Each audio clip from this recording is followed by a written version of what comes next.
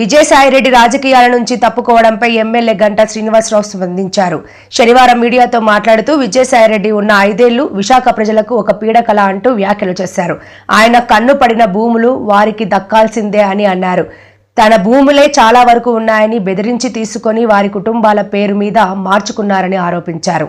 మొత్తం అసలు వైజాగ్లో ఏ భూములు నాయకులు అన్యాక్రాంతం చేసుకున్నారు, అటు రూరల్ ఏరియాలో ఏం జరిగాయి, అలాగే విశాఖ అర్బన్ ఏరియాలో ఏం జరిగాయి, చివరికి అక్కడ ఇన్ఛార్జిగా ఉంటే ఆయన మన భీమిలి నియోజకవర్గంలో ఉన్న తర్లువాడ కొండ ఏదైతే వాళ్ళ కుమార్తె పైన ఏదో ఇన్స్టిట్యూట్ పెట్టాలని చెప్పని అఫీషియల్గా కలెక్టర్లని లేకపోతే అందరినీ వెళ్ళి చూడాల్సిన దాన్ని ఏకూజామున ఎవరికి తెలియకుండా అత్యంత రహస్యంగా మరి కనీసం స్థానిక నాయకులు కూడా తెలియకుండా పోయి చూసి వచ్చి దాంట్లో కూడా వివాదాల్లో చిక్కున్న విషయం మనకు గుర్తుంది.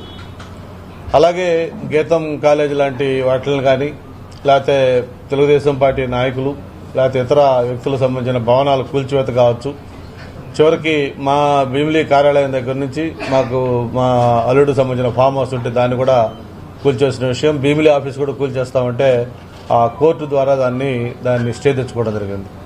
అలాగే పల్లా శ్రీనివాస్ బిల్డింగ్, అలాగే పిల్ల గోవింద్ సత్యనారాయణ బిల్డింగ్, హర్ష అని చెప్పిన తెలుగుదేశం పార్టీ సింపథైజర్ ఉంటే వాళ్ళ యొక్క రెస్టారెంట్, ఇట్లాగా ఏదైతే కాస్త వాళ్ళకి దృష్టి పడిందంటే దాన్ని ఖచ్చితంగా శుక్రవారం సాయంత్రం యాక్షన్ రెడీ చేసేవాళ్ళు, శని ఆదివారాల్లో అట్లా మొత్తం డిస్ట్రక్షన్ చేసేవాళ్ళు.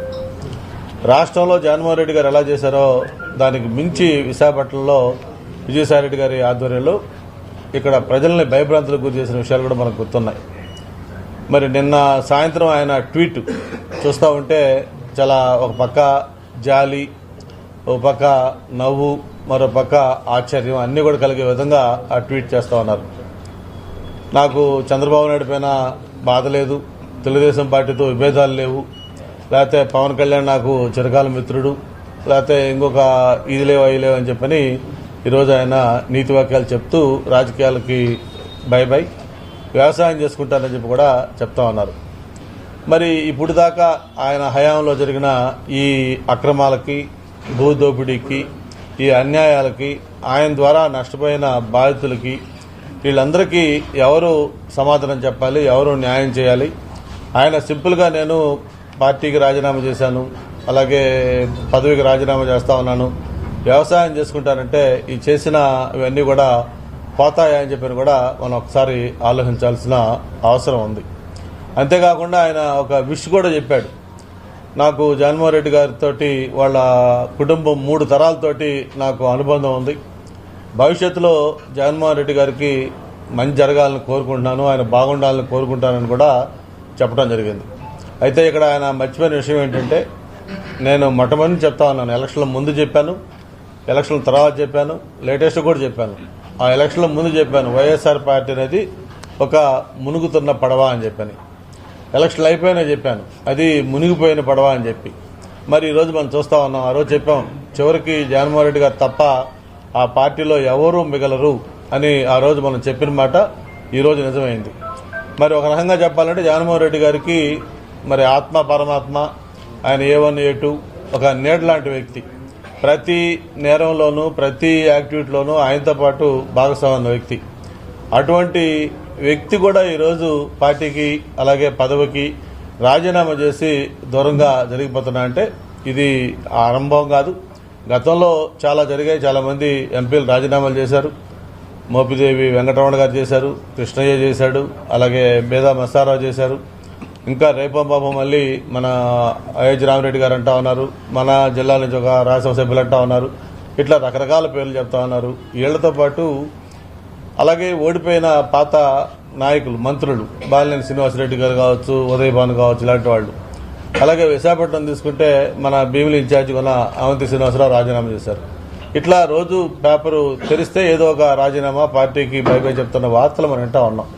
అంటే ఇవన్నీ ఎలక్షన్లలో పార్టీలు ఓడిపోవటాలు, మళ్ళీ ఎలక్షన్ల తర్వాత మళ్ళీ అవకాశం ఉంటే గెలవటాలు, ఇవన్నీ సహజం జరుగుతూ ఉంటాయి. కానీ ఒక రాజకీయ పార్టీ ఇంత సంక్షోభాలను కూరుకుపోవటం అంటే ఇక పార్టీ మనుగడ ఏంటి అని చెప్పి నాయకులు కూడా ఆలోచించుకునే పరిస్థితికి పార్టీ వచ్చిందంటే అది జగన్మోహన్ రెడ్డి గారి యొక్క యాటిట్యూడే ప్రధాన కారణం. మరి ఈరోజు జగన్మోహన్ రెడ్డి గారు ఏదైతే వైఎస్ఆర్ పార్టీ ఉందన్నది అదనేది గతంలో చెప్పినట్టుగా అది ఒక చరిత్రలో మిగిలిపోబోతున్న పార్టీ. ఆయన ఎన్ని మాటలు చెప్పినా, ఎన్ని వాళ్ళ నాయకులు మిగిలిన ఒకరిద్దరు ఏదో ట్వీట్లు చేస్తున్నా సరే, ప్రజల్లో ఈరోజు వైఎస్ఆర్ పార్టీ అంటే దానికి మొత్తం నిజ స్వరూపం బయటపడిపోయింది. ఒక పక్క స్టీల్ ప్లాంట్కి మొన్ననే ఒక రివైవల్ ప్యాకేజ్ ఇచ్చారు, దాదాపు 12,000 కోట్లు.